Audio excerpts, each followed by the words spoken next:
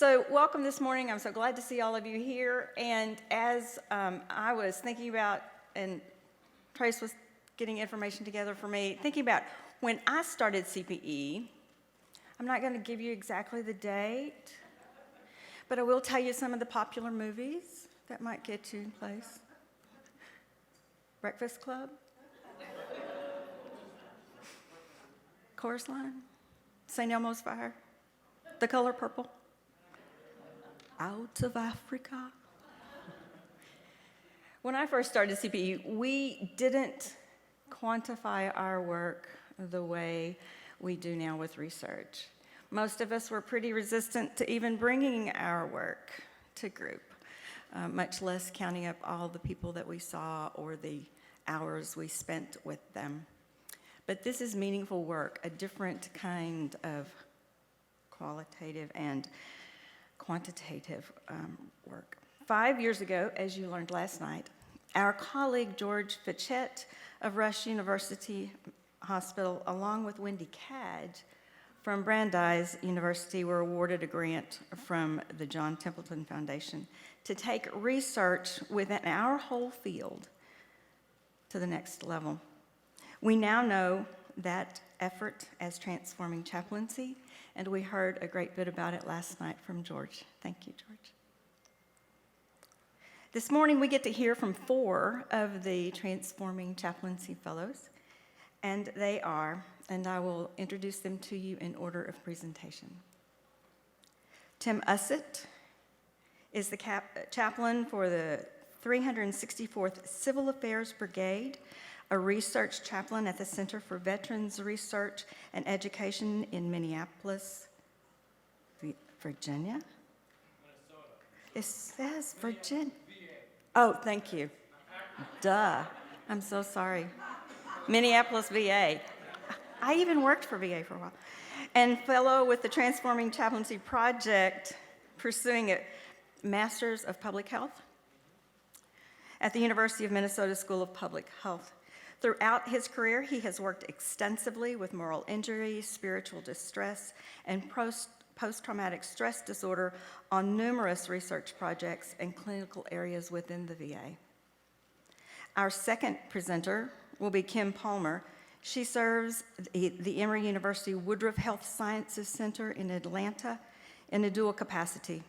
She's the manager of research projects in spiritual health and as the spiritual care clinician in the palliative and supportive care clinic.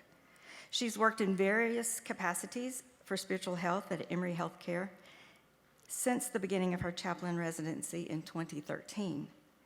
In 2018, she earned a MSPH, Master of Science in Public Health, in epidemiology from Emory University as a Transforming Chaplaincy Research Fellow there.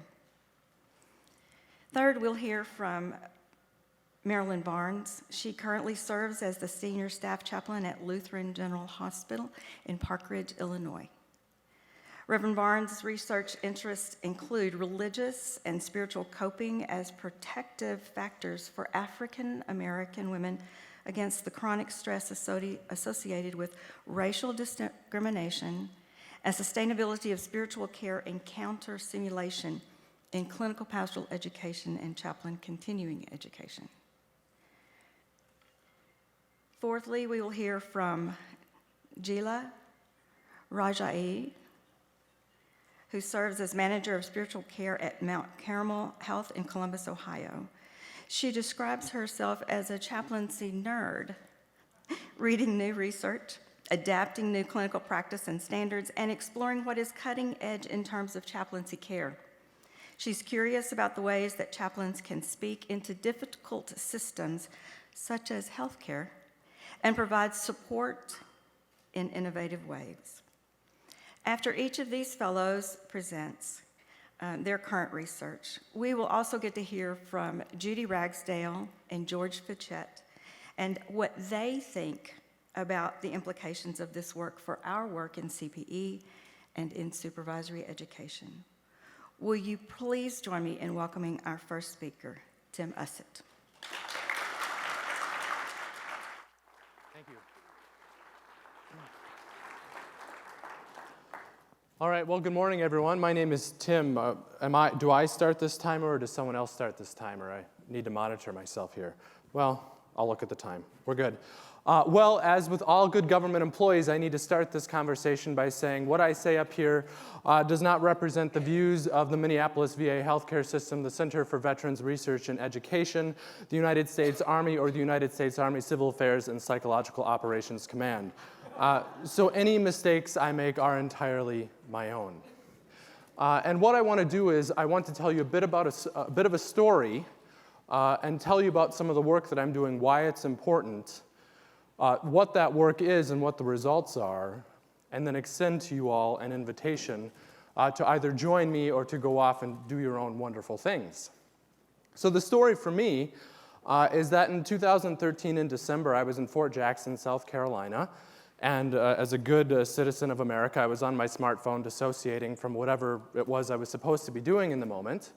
And I saw an email come in that was looking for someone who is a board-certified chaplain and a licensed mental health professional. And I had so happened to make a decision to get a marriage and family therapy degree during seminary because they went together, and as someone aspiring to be an Army chaplain, I thought that would be helpful to know. So I respond to the email, and that was roughly December of 2013, and what I'm talking to you about now are the results of that phone call. Because that email was from a psychologist, her name is Irene Harris, who had been working on Minneapolis VA a number of years on looking at integrations or the impact of spirituality, religion, and people's faith and or meaning-making system, both in how they experience trauma, but also in how they recover from trauma. And the work that she was doing was looking at specific terms such as moral injury and spiritual distress, which I'll briefly define. Moral injury most commonly is defined from Brett Litz's article in 2009, which defines it as a witnessing, experiencing, learning about, or taking part in events that challenge sincerely held moral, ethical, religious, or other meaning-making sort of beliefs. Spiritual distress, I don't know that I need to define as much for this crowd, but more or less we see that as showing up in terms of strain with higher power, strain with religious community, feelings of guilt and shame, and things of that sort. And Dr. Harris's work really focused on these emerging constructs as it related to post-traumatic stress disorder. So within Virginia, or the Veterans Affairs System, we have a lot of evidence-based treatments for post-traumatic stress disorder. But the problems that we have are that many people don't access those treatments. So we have an access to care or a treatment utilization issue. The numbers are pretty low, anywhere from 10 to 30%, depending on where you look, actually access evidence-based treatments. And again, we're speaking specifically to a veteran and service member population. And of those that access evidence-based treatments, up to 40% of them drop out of those treatments. So meaning they're not even getting the full benefit of the treatment. And just because this is a really sad talk. And the third issue is that the current evidence-based treatments were not originally designed to address moral injury and spiritual distress as it relates to trauma. And the reason that that's pretty unfortunate is that people who experience potentially morally injurious events and or spiritual distress, the literature points to them experiencing longer, more severe post-traumatic stress disorder, reduced mental health resilience, as well as increased risk for suicidal ideation or suicide attempts. So it's actually a pretty significant problem that the current system, while it's changing slowly, it's not getting there yet. And as many of you see in the news, suicide within veteran and service member populations is a real concern. And it even goes beyond that to the rest of our society as a whole. And this is where Dr. Harris's work came in. She developed an 8-session manualized intervention to not only treat post-traumatic stress disorder, but also address symptoms of moral injury and spiritual distress. And what I was working on, what I saw in that email, was to be an interventionist on the second clinical trial of that intervention. And that intervention, of all things, uses James Fowler's model of psychospiritual development as the theoretical underpinning to help people recover from trauma, moral injury, and spiritual distress. And what that means is we take this psycho-spiritual developmental model and we view it in terms of people have moral and religious authorities and worldviews, and then when they experience trauma, in this case with veterans, oftentimes combat trauma, we have conflicting moral or value worlds. And much of the distress comes from, if I can only see these worlds as separate and not integrate them, that causes a lot of distress in those issues that I previously listed, such as longer, more severe PTSD, increased risk for suicidal ideation. And building spiritual strength uses prayer, meditation, discussions on theodicy, forgiveness, and reconciliation as a modality to help these individuals over 8 sessions start to integrate those worlds in ways that can reduce their distress. And what we found now with 2 clinical trials is that building spiritual strength is showing promise as an evidence-based intervention. And the second trial, we were comparing it to a standardized control group, so another evidence-based treatment for PTSD, and we saw no differences in the clinically significant reductions in symptoms between the interventions. What that means is that the spiritually integrated intervention did just as well as another evidence-based intervention in reducing symptoms of PTSD clinically, so meaning significant, this is a marked change in the individual's life, also measured at follow-up, so not just at the end of the treatment, but 3 months later as well. But the big part of what we'd found, which is also most important, I think, is that we saw a marked reduction in spiritual distress for those who completed the Building Spiritual Strength intervention. And that was measured by X-line Religious and Spiritual Struggle Scale, specifically on the Divine Subscale, which is looking at, there's a lot of relationships between that and anxiety, depression, meaning in life, and you can look it up. I'm not remembering them all at the moment. But a lot of very significant things that impact individuals' lives.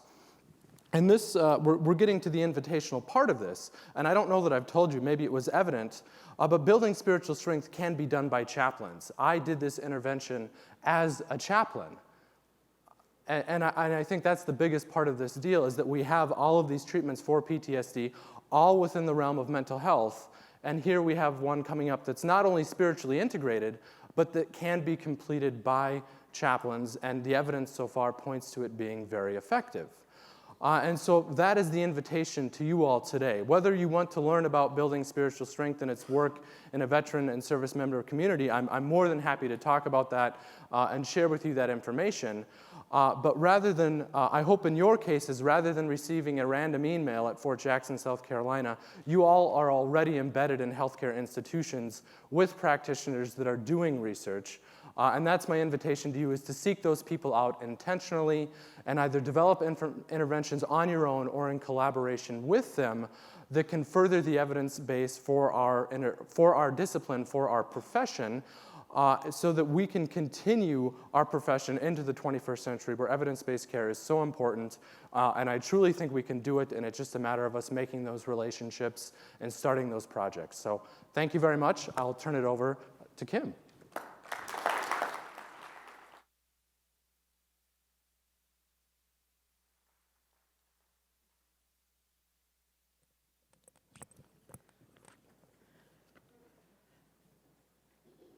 Okay, so I'm going to be telling you about the research program that we have at Emory. And what I'm going to do is I'm going to tell you a story about that.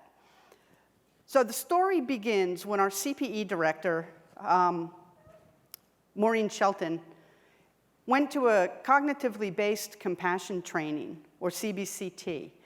And CBCT is a secularized meditation practice that comes out of a Tibetan Buddhist mind training practice. And it is designed to cultivate compassion for oneself and for others.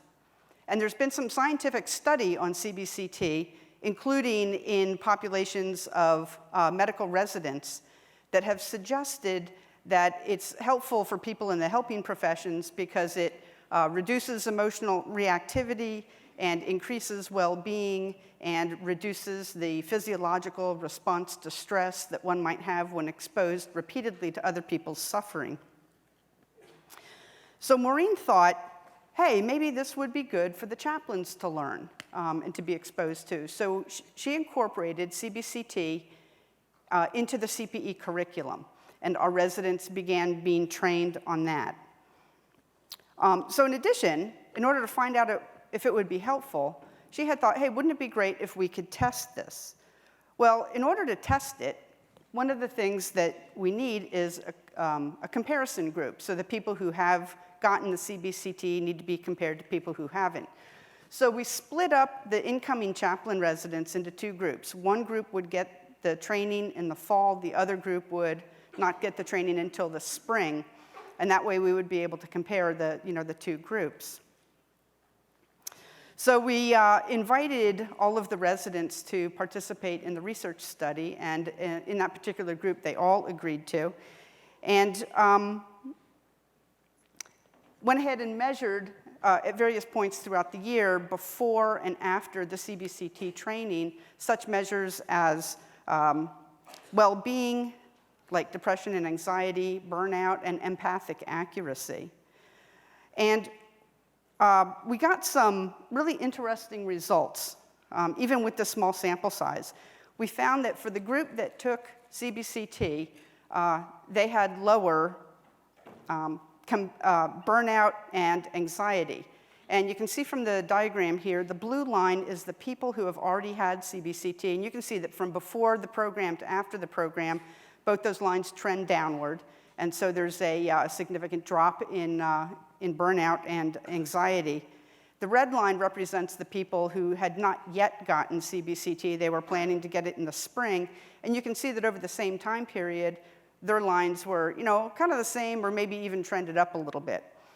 So in the meantime, what we were finding was that the people who had taken CBCT were reporting that it was really helpful in their chaplaincy practice. And we started hearing stories about how they were using the insights at the bedside. And that's when we thought, wouldn't it be great if we could develop an intervention or an interventional approach based on CBCT principles and then test that?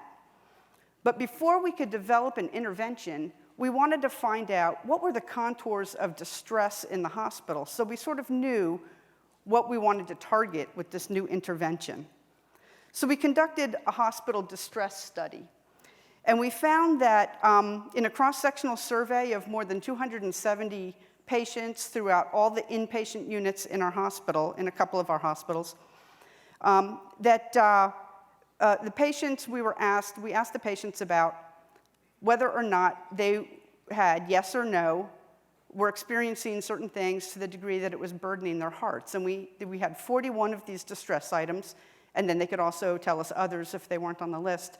But these were things like they might be in pain or have difficulty sleeping, or emotional things like they were angry or frustrated or lonely or sad. Also things like whether or not they had adequate family support, being separated from their communities, and also things like were they angry at God or feeling abandoned by God, so quite a wide range.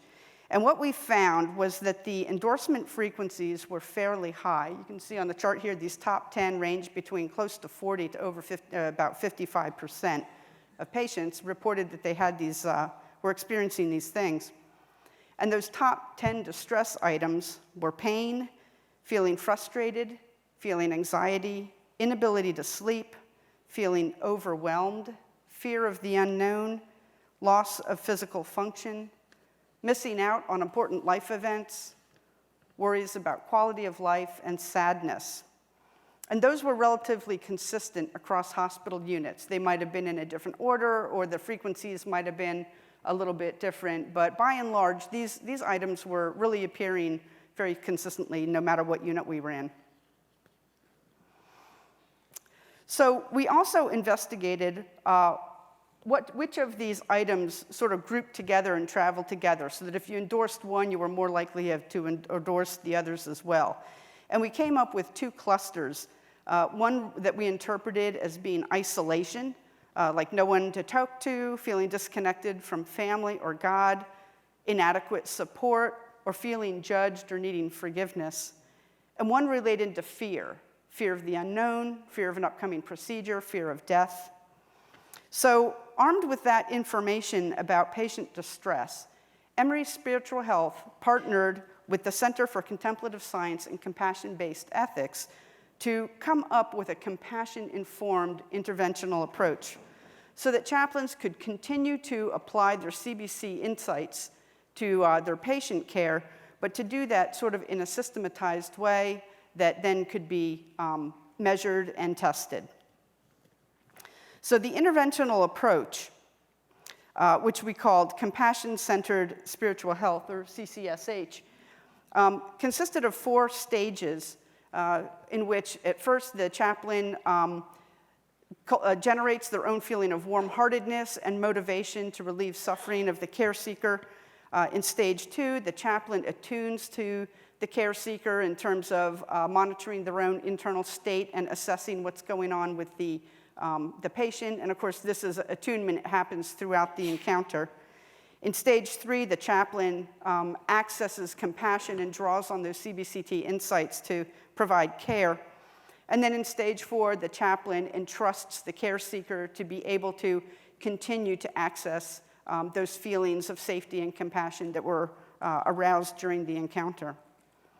So once the interventional approach was developed, we continued our research program with a grant, a peace grant by the Mind and Life Institute, which funded a 2-year study that we're now halfway through. And this study was to test the effect of CBCT and this compassion-centered spiritual health program, not only on the chaplains, but also on the patients that those chaplains were seeing. So again, our residents were split into 2 groups, one to get CBCT and training on this interventional approach in the fall, and the other group to get it in the spring. And like before, we administered a set of measures to the chaplains before and after their CBCT training on anxiety and depression, measures of well-being, empathic accuracy, and things like burnout. But starting with this year's residents, we also included patients. So we recruited patients into the study to see how the use of compassion-centered spiritual health affected them. So we did the patient part of the study by shadowing residents on their consults. So the researcher would go in before the chaplain and consent the patient if they were interested in being in the study, administer just 1 question about their level of distress. Then the chaplain would go in, complete their spiritual health consult as normal. And then when the chaplain was finished, the researcher would go back into the room and administer a set of questions to the patients to ask about their experience of the chaplain, their emotional well-being, things like hopefulness and loneliness and positive emotions and so on. And we also got consent to access the patient's chart so we could look at medical outcomes or things related to the hospital. So that would relate to things like how much opioid medication were they using, what was their length of stay, what was their patient, what was the patient's satisfaction, and also negative symptoms, things like how much pain were they in. So on the chaplain side, we had the chaplains fill out a brief questionnaire after the encounter that described sort of what they had done in the room. And if they had been trained in CBCT and in this interventional approach, they also noted down which of those insights they were drawing from and how they applied that in the room.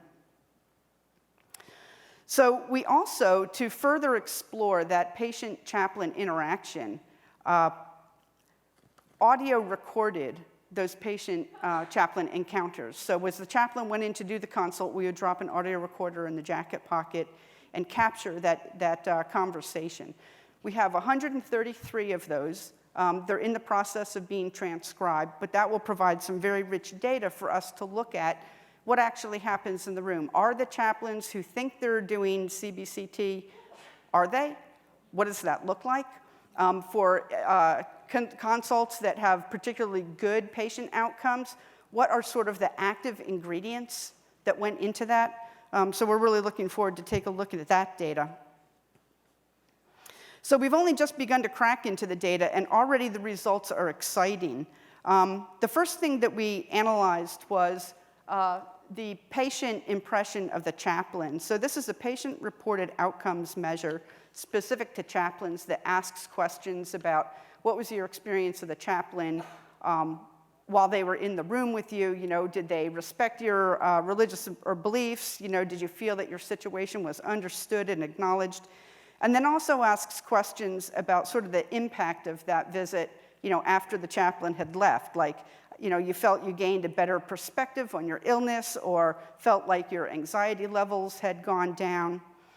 And it turns out that the patients who were seen by the chaplains trained in CBCT and this interventional approach reported greater satisfaction with the chaplain and lower levels of depression after the encounter. So that's some kind of exciting you know, results that have come out of that. So there's more work to be done, both with the quantitative data and with the transcripts of the interview of the chaplain encounters. And in the coming year, we're also going to be gathering all this data again with the next cohort of chaplains, with those who are interested in being in the study. So we'll have, you know, basically double the amount of data that we have to work with. But the initial results are encouraging. It looks like this change to our curriculum and the implementation of compassion-centered spiritual health is of benefit both to our chaplains and to the patients that they see. And we look forward to delving deeper into the data and seeing what happens as our story continues to unfold. So thank you.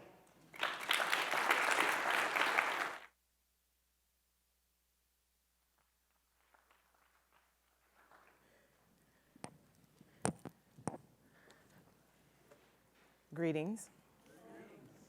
Reflect with me, if you will, on your first unit of CPE. Are you there? Now integrate your first cold call, your first response as chaplain to a medical crisis. Add your first spiritual care intervention with a care team member. Was there anxiety? Now, move to writing your first verbatim. What did you recall? What did you share? What feedback did you receive from your peers and your supervisor? This is the traditional action reflection model. Now imagine a CPE world where the action reflection model holds space for students to act by offering care, reflect, utilizing a checklist that incorporates the competencies of chaplaincy, and obtain feedback from those you have offered care to, all the while your supervisor is observing and guiding you through the process. So you might think, where to begin? Is this the right model? Is this sustainable? At Advocate Health, we asked those questions. And in 2015, we imagined a CPE world that incorporated this action reflection model. I'm just going to share a portion of that journey. Building upon previous work that had been done in medical professional training, Advocate Lutheran General Hospital received a grant that allowed us to do a concept study of simulation focused on standardizing spiritual care encounters for specific medical crises, such as a trauma, a code blue, or a pediatric death. We wanted to see what the impact was with using this different action reflection model. Before I go any further, I want to align us on the terms. The utilization of a standardized patient is an immersive experience. The standardized patient, or SP, if you will, embodies the person they portray. Every detail of the person's life is provided to them, and they study it and the nuances of the encounter. Simulation differs from role play. Role play really moves a person taking another identity in a spontaneous decision-making process. Think of role play as how or shall I play or portray this role? And simulation is who am I? Who am I and what is my experience? For our study, we took 6 spiritual care encounters and developed them using encounters that chaplains had experienced in their previous professional career.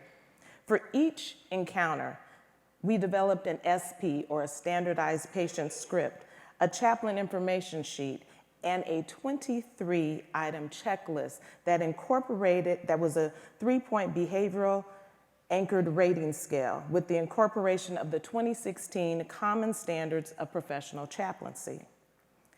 Some of the areas covered in the checklist included initiating the encounter, appearance and engagement during the encounter, empathy, pastoral presence, interest in me as a person, spiritual and emotional well-being, incorporation of my value system, sensitivity to my personal identity, and closing the encounter.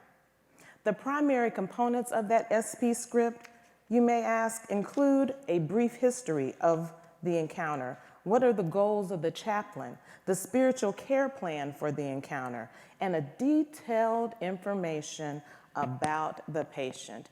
Just think about your life. It's a detailed book, and that's what we provide the standardized patient.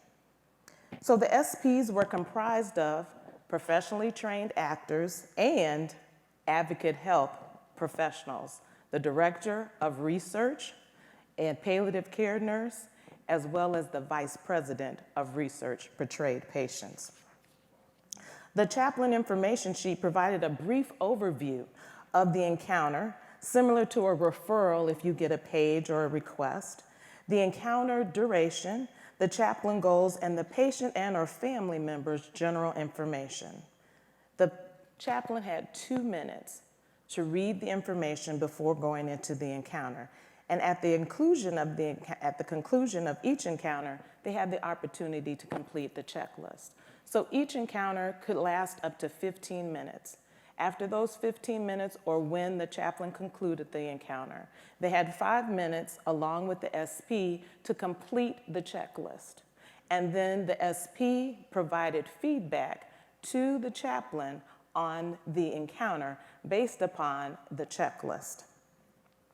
A few of the simulation day results, because there were 2 surveys that were given to the chaplains, one the day of the survey, and the other one 3 weeks later after they had the opportunity to review their video and to sit down with the CPE supervisor and go through that information. 92% of them agreed that the SP feedback was valuable. 92% indicated that the overall experience of this action reflection model was valuable. 64% of the participants were comfortable or very comfortable with the entire simulation process. Heads up on this, 77% of the participants would recommend or strongly recommend using this model within CPE. However, only 33% would recommend or strongly recommend using this process in the board certification process.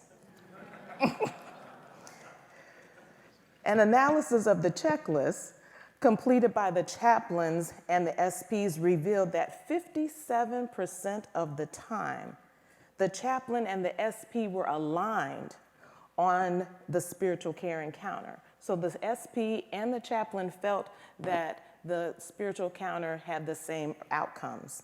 21% of the time, the chaplain rated the encounter higher than the SP. And 15% of the time, the SP rated the encounter higher than the chaplain. With these results and a continued question about sustainability in our CPE program, we conducted more research with the 2016 summer interns and the final unit chaplain residents. The summer interns experienced simulation at the start of their unit in June and at the end of their unit in August, doing the same encounters. However, in June, chaplains were the SPs, and in August, professional actors were the SPs. 100% of the participants felt that this was effective and beneficial, and 100% were feeling that the process was valuable and hoped that everyone would be able to experience. Now, some of the free text, it talks to the sustainability of using chaplains as SPs. I'm just going to share 3 of them with you. Our chaplain actors were almost as good as the professional ones. The chaplains were able to focus more on emotions and aspects of spiritual care, whereas the actors were more general or focused on techniques and sharing emotion. After having the same encounter with actors, I felt like the chaplains were as believable. I got more useful feedback from the chaplain actors. With these results, 2 of our large teaching hospitals are currently using simulation in their chaplain residencies. The CPE supervisors at different sites portray the SPs. They're even engaging retired CPE supervisors and are looking to start using registry chaplains as well so they can integrate diversity into their simulations. While more research can and will be done in this area, other systems are also beginning to integrate the use of this action reflection model. While the model is not perfect, it is valuable in chaplain formation. The model brings forth the opportunity for the patient to have better outcomes and a better experience, comprehensive companionship for family members, and enriched partnership with the interdisciplinary team, and enhanced sense of self-awareness and areas of growth.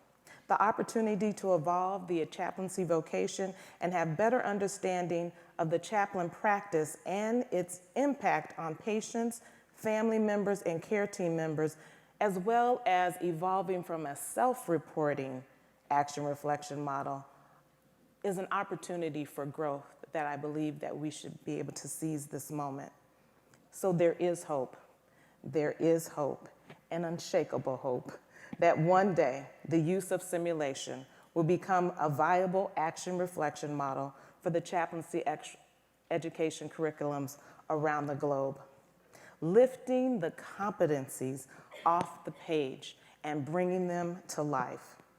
In the words of the chaplain taxonomy, there might be a lessening of anxiety in the chaplain so that they may convey a calming presence, that they may promote a sense of peace while helping someone feel comforted through journeying with someone in the grief process while aligning a patient's care and their values. Thank you. I invite my colleague Gila to the stage.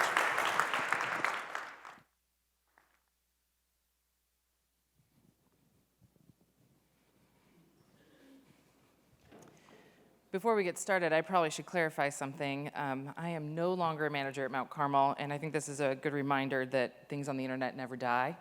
I am just completed a Master's of Public Health and Public Administration at the University of Michigan, and I'm a first-year PhD student there at the University of Michigan. I want to talk about what it meant to be an MPH student. And I remember sitting in one of my first health policy classes early on and thinking to myself, I need a perspective shift. I had been a bedside chaplain. I had worked countless hours sitting with individuals and families, working with nurses and other staff. I'd been a manager within the healthcare system, asking questions about how do we do this differently and better. But I realized that I was missing something. I did not understand healthcare the way I needed to understand it. And so that's why when I was in my MPH program, I decided to work with an insurance company, a large healthcare insurance company, to change my perspective, because I didn't really want to know what a CEO thought of my health system. I wanted to know the person who's writing the checks, what were they thinking? What were their values? What were they interested in? What did they want? I knew what it meant to be a chaplain. I knew what it meant to work with people and patients and families, but I knew that I needed to see something differently. And what I realized through conversations with people in that leadership structure is that, first of all, we as chaplains have something amazing to offer to the healthcare system. And second, that our goals actually align. People don't go into healthcare of any varieties without some form of mission driving them. Their mission is like ours, to take care of people, to help them live their best lives, and seeing them become well and integrated people Their perspective is different, but their goal is the same. So as I thought of what would it mean to come talk to a bunch of CPE supervisors and those in training, I kept thinking about my experience in CPE. What did it look like? What did I learn? And I thought about how I learned how to focus on those individual encounters, what it meant to talk to one person, one family, to work in one unit or one hospital. But I really didn't know what it meant to work outside of that system, to think about anything outside of the walls. I had a great foundation, family systems theory and being able to think about system dynamics more broadly, but at the end of the day, I needed to understand things outside of the walls of my hospital as a healthcare chaplain. And as we all know, healthcare has changed and is going to keep changing. So I want you to think about a different model of care, a what-if model of care, a model of education and care. What would it look like to move beyond the boundaries of the individual and the interpersonal and think about systems change more broadly? What does it mean to expand ourselves outside of our hospital walls and into our neighborhoods and our cities and our towns? CPE is about a process. I've heard that repeated in the last couple of days. CPE is a process. But my question to you is, what is the outcome? What are you planning for? And my sense of what an outcome is that we as chaplains are fully engaged in the health and well-being of individuals and families and communities in the world. That's the outcome. We are benefiting individuals. So in this what if, what would it look like? I think it means aligning with key stakeholders. And I've heard people over the years talk about aligning with our hospital administrators. What do they care about? What are their needs? What are their interests? What are their concerns? Where are they struggling? But it's not enough, because at the end of the day, they're not actually driving the healthcare agenda. You have insurance companies that are saying, hey, what's important to me are things like the social determinants of health and population health, and that matters. Try to work on that. You have policymakers at the state and federal level that are saying, hey, we want this, this, and this.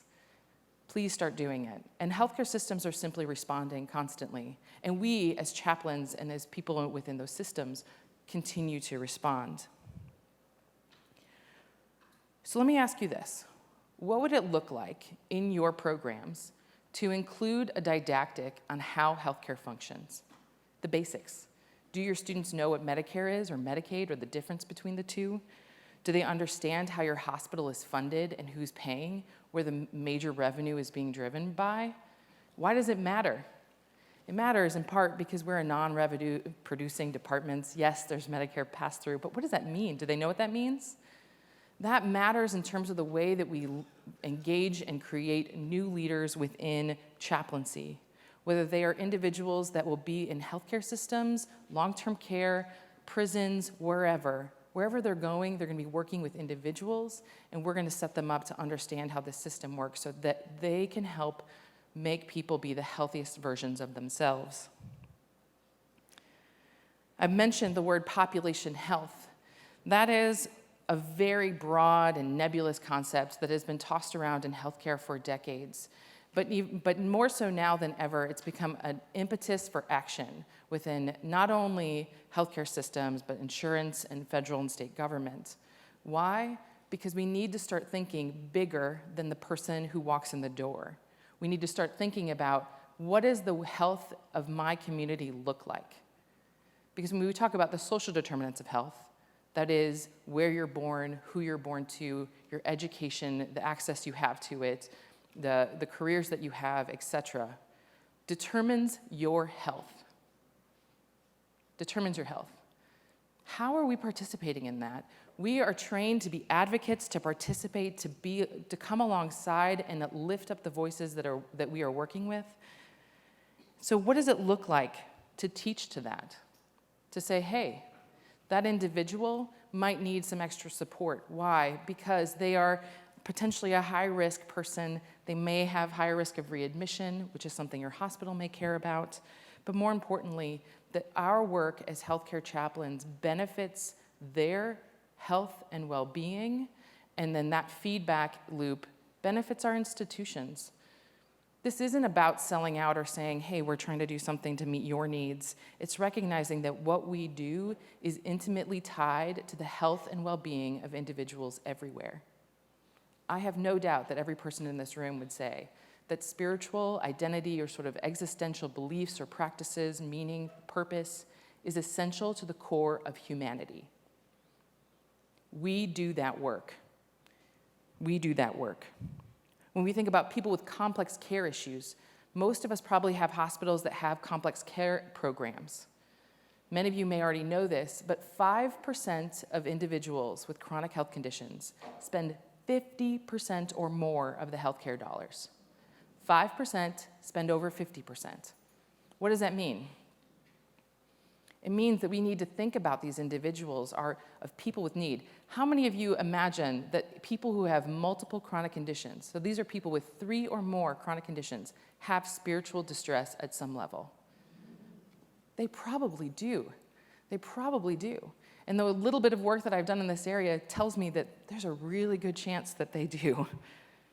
How are we training chaplains to work with people with multiple chronic conditions?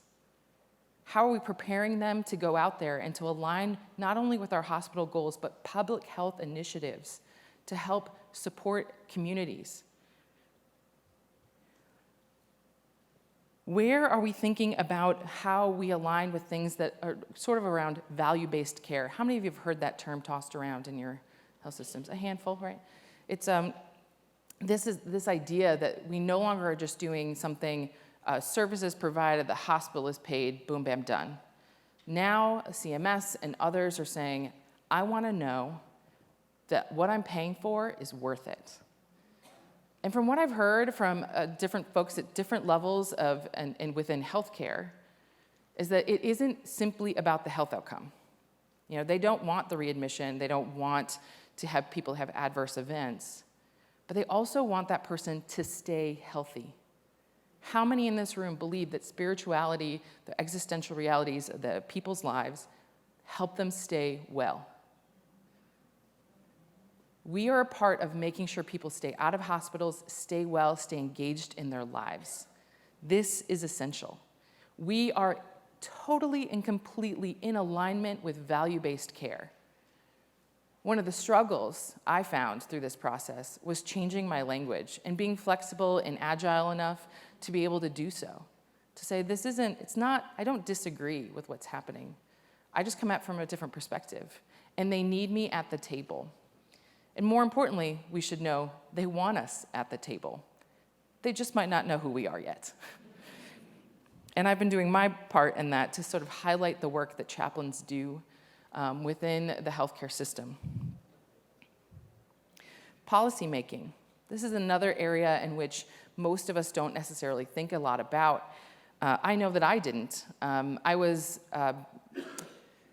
blessed, so to speak, to be in Capitol Hill when they were discussing healthcare a couple years ago, and listening to policymakers, both at the state and federal level, talking about, hey, what does this look like? What does healthcare costs look like here and there and whatnot? What sort of legislation is important? And as I started to pay closer attention myself, I found a couple of bills that included chaplains as a part of the model of care. I was totally surprised. And they had to do with palliative care and complex care.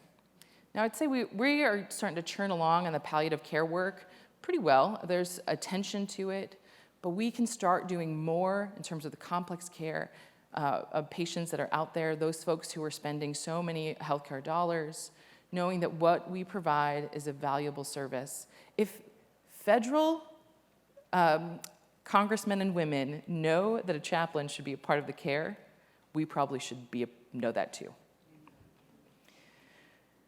Now, there's a lot to be said about what is yet to be done, but I'm going to go back to this question of process.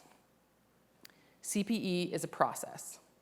It's about making someone and transitioning and integrating someone into the type of person that can care for individuals well in a meaningful and powerful way. That's my experience of it, at least. But I also think that the process needs an outcome. And the outcome cannot simply be, I trained a good chaplain. I think that's not enough. At the end of the day, the outcome is, have you trained someone who can help be a better support person to another person, another community, another system, to help them live their best and healthiest life possible. That's who we are. That's what we should be. And I challenge you all to think about, what are you doing in your systems to train chaplains and leaders and individuals who may or may not stay within healthcare specifically, but will always be connected to it. Always be connected to it. How are you training them to be the type of people who can lead change in the health of individuals' lives in the world? We need new dynamic systems. We need a way of looking at things differently. I have benefited from a wonderful education, both within CPE and clinical training and within the academic training model. And I know that there are things that we still need to teach that have to do more with the broader concepts that are outside of simply our individual interactions or small community interactions, but rather seek to grow and expand and transform the healthcare system as we know it. And I truly believe that chaplains are at the heart of that, and that they need us, and they want us. Thank you.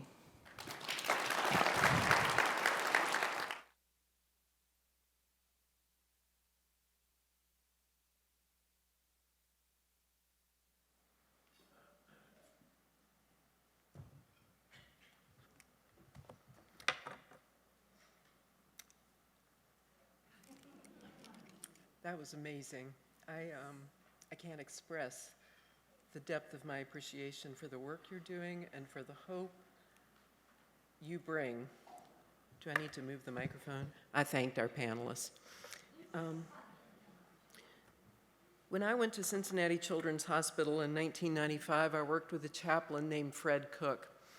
And in that day and age, people might throw a CPE student a pager and say, "You're it. See you in the morning." Fred and I had a conversation, and he said, "I love these students. They're great. This is going to be the only time these families' children die. So I suggest that we don't practice that model." And we put together a mentorship model with our staff chaplains. When Marilyn talked about simulation, I am thinking she's making the argument that we highly value the suffering patients and families in our midst, and we practice.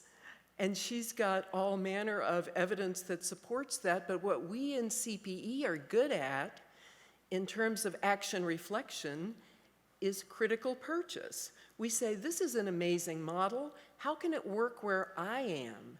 How can it work in my place so that our CPE students have the opportunity to practice? And how do we do this amazing work with other members of the healthcare team to get them involved? So we're talking about taking new learning, and we are people that are trained at level 1 to receive feedback. So research is disciplined reflection that comes to us and offers us the opportunity to think about, how might I receive this and change my practice? When Kim talks about compassion-centered spiritual health and the evidence that this brings to changing interactions with patients. So she says what they're doing at Emory is saying, okay, here we've got some outstanding chaplains, and Maureen Shelton and all her work with compassion, it's incredible. And so Kim is saying, so we actually tested what difference does this compassionate intervention make as compared to very fine standard chaplaincy. We've got now some evidence that it does make a difference. Once again, how many of us are practicing compassion-based interventions? How many of us are willing to hear this research and say, what might that look like in my shop if I were to take this seriously? I'm not going to go replicate this study. Good news, I don't have to. They're doing it at Emory. Thank you. We've got this next piece of information. I loved Tim's ability to talk about building spiritual strength as a chaplain. Okay, it is amazing to me when we look at the level 1 outcomes, we are not saying, okay, it's very important to understand my faith tradition and how it informs me. Really important to understand my personal relationships and where they help me be stronger and where they trip me up. All of the things in level 1. At what point do we get to the place where we understand what spiritual distress is? And to say that spiritual distress is something that is owned by psychology, is respected in medicine, nursing. So I loved when Tim said, chaplains can do this too. Not only can chaplains do this too, this is our bailiwick. This is where we live and breathe and have our being. We are the people that explain what this is to the healthcare team and are able to do this type of intervention. This has to be core, not only in advanced chaplaincy, but at the beginning level. And it doesn't mean we don't understand ourselves. We have got to be people of self-awareness, people who understand interpersonal relationships. And when you get to group dynamics, you've moved into Gillia's world. Okay, here we are in context. How many chaplains understand the healthcare context? I don't know about you. We've got some of the best clinicians in the world, I think. They're like, well, just tell senior leadership we need more chaplains. Well, wait a minute. So what we have learned, we are certainly not missionaries in the sense of converting anybody, but we are in the sense of nobody comes into the healthcare system because they want to see a chaplain. So we are on turf that is not our own. We have to learn the language. We have to learn how to work in this context because exactly as she says, we are integral to changing the way healthcare is delivered and received. And she has also, using the word chaplaincy, made a compelling case for how CPE equips congregation clergy because they're the folks in the community that we in our programs can teach about the importance of health care, spiritual health. So when people say, well, spiritual assessment, that is just primarily within, no. Why aren't we having our congregation clergy understand how to assess and help people look at how they are using their religion and spirituality? So let me see if there's anything else I wanted to say in my brief time. I think we do critical purchase of research. I think that CPE for many years has really valued emotion, and that is so core.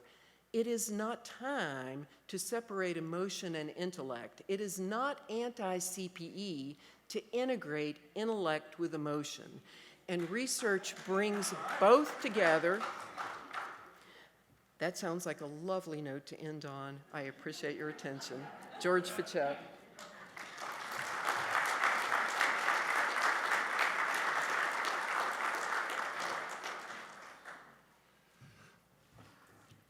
Four years ago, we started transforming chaplaincy.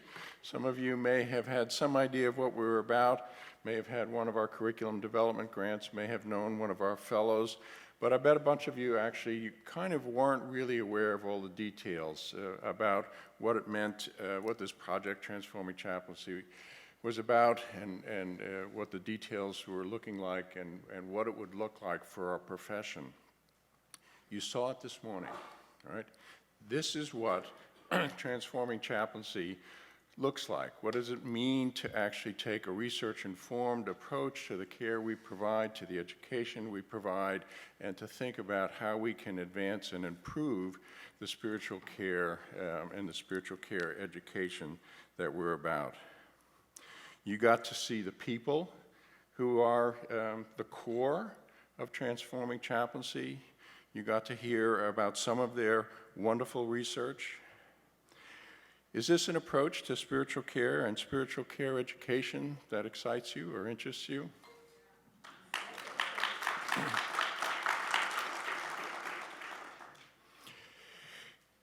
And as you heard the presentations from the fellows, were you aware of your feelings?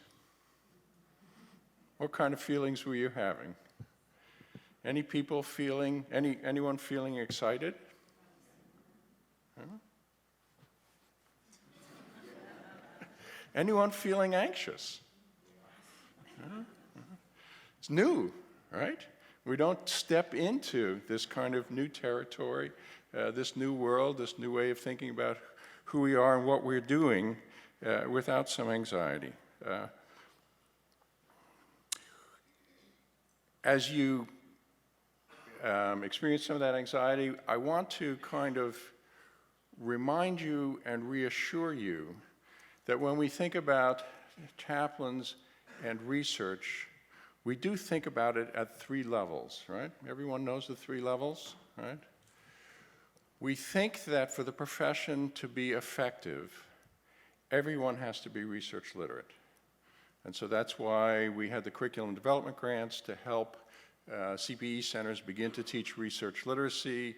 That's why we have the online classes. That's why we have the research summer camp. We do think that that's not optional. We do think that every chaplain needs to be able to read and understand research so that they can integrate its benefits into their clinical practice, and that they can be articulate about research and be able to use findings from research to communicate to their clinical colleagues and to their management colleagues what it is that chaplains are doing and what the benefits of our care are, and the research that demonstrates that. So we think that research literacy is not optional. But the next 2 levels, right, are kind of an advanced research literacy, where people actually have, they've been to research summer camp, they actually kind of got the research bug. They don't want to just be research literate, they actually do want to begin to kind of get their feet wet in that. And so the kind of middle level is somebody who has a bit of an advanced research literacy, who is able to collaborate with others and to be engaged in quality improvement projects and other kinds of simple research activities in their own clinical context, and that's the second level. Not all chaplains want to be involved in that second level. That's probably a minority, but we do want to provide the resources that help people do that. And then the third level is the kind of level that you heard from the fellows, is that people who have had advanced research training, who are able to kind of lead and initiate projects and interpret those findings for our profession. So a reminder that if kind of part of the anxiety that you were feeling was, whoa, I'll never be like these folks. Does everybody in the profession have to be like this? No, it'll be a minority of people, but all of us do have to kind of do the work of becoming research literate. So that we can take the findings from studies such as these, and we can integrate them into our practice, into our programs, into our education, and begin to advance the profession that way. Some people have argued, I'm not sure if anyone here feels this way, that investment in research, particularly investment in research such as Tim and Kim described, where we're focusing on improving patient outcomes, will come at the expense of sacrificing something that's essential to the integrity of spiritual care profession. Does that make sense? Anybody ever felt that way or heard others talk that way? That involvement in research actually takes us away from something that's core to our identity and could threaten that identity. No one's felt that way. That's good news, okay. So it is a debate that goes on in different places in the field, and just want to kind of draw your attention to a recent article that was published. The lead author is Annalika Dahmen. Annalika is a PhD student at the University of Humanistic Studies in Utrecht, and her focus of her research is, or her focus of her PhD is chaplaincy research. And the paper just came out in the Journal of Healthcare Chaplaincy, and it's a paper that actually is designed to explicitly address that anxiety on the part of chaplains. Will the involvement in research actually come at the cost of something that's core to our identity? And Annalika kind of takes that argument seriously, gets into some of the details about it, and she provides her own perspective in which she says it's not either or, that in fact we can move together in both of these areas and not sacrifice anything that's core to our identity. And, and that, in fact, attention to good outcomes is a core part of who we are and our process. Art Lucas was one of the first people to teach us that we could actually be concerned about the outcome as well as the process of care. And the emerging chaplaincy case study research, the people who've been reading the case study research are actually pretty clear that regardless of what chaplains say they're doing, regardless of the extent to which chaplains are actually focused on the process of their care, all the case studies demonstrate actually chaplains are having impacts on outcomes. Sometimes chaplains are intentionally having an impact on outcomes, but they're always having an impact on outcomes. And so it's clear from the case study research that it's not an either-or process. It's all part of what we're about. So what does it mean then to move ahead? What are going to be the next steps for transforming chaplaincy? We've spent $4.5 million of Sir John Templeton's money. At this point, they're probably not going to come back and give us another $4.5 million. This kind of work is expensive. It requires resources and it requires commitment. And so how are we going to move ahead together into the next phase of kind of expanding the research that the fellows are doing, expanding the research opportunities that might be available to you and your colleagues? So it means all of us have to be involved in that. It means wherever possible, department managers have to make space for research in the department. They have to make space for the interest in research on the part of their chaplains. They have to make resources available to help those chaplains get some research literacy education. You have to develop the networks with researchers in your institutions. You have to make the case to the leaders of the institution that we can strengthen what we do if we pay attention to research. So at the kind of department level, it's going to be important. And clearly at the organizational level, it's going to be essential. To what extent can ACPE and the other strategic partners come together and contribute resources both from their own budgets and actually find ways to build resources through approaching donors and foundations and other organizations so that we can actually move the research ahead. You heard the work that Tim and Irene are doing in the VA. It actually comes in part through grants that Irene has worked very, very hard to find funding for. The work at Emory has been funded by a wonderful grant from the Mind Life Institute and other places. Advocate set aside some money to support the simulation work that Marilyn's talking about. All of this requires resources, and it will require all of us to kind of continue to be committed to finding those resources to make that happen. And the other piece is, to what extent can we actually find the donors who are out there who are as excited about this as we are? And so finding private donors who want to be partners in moving this ahead with us is a piece of this work that everyone can be involved with. To what extent do you know people who might be excited about this and might be able to contribute to it? To what extent do people in your development and philanthropy departments want to introduce you to people who can help make this possible? We've had a great time over the last 4 years. We're really excited about what we can do in the years ahead. We're really excited about what our fellows have done so far, and we look forward to continuing to transform chaplaincy with you as our partners. Thank you.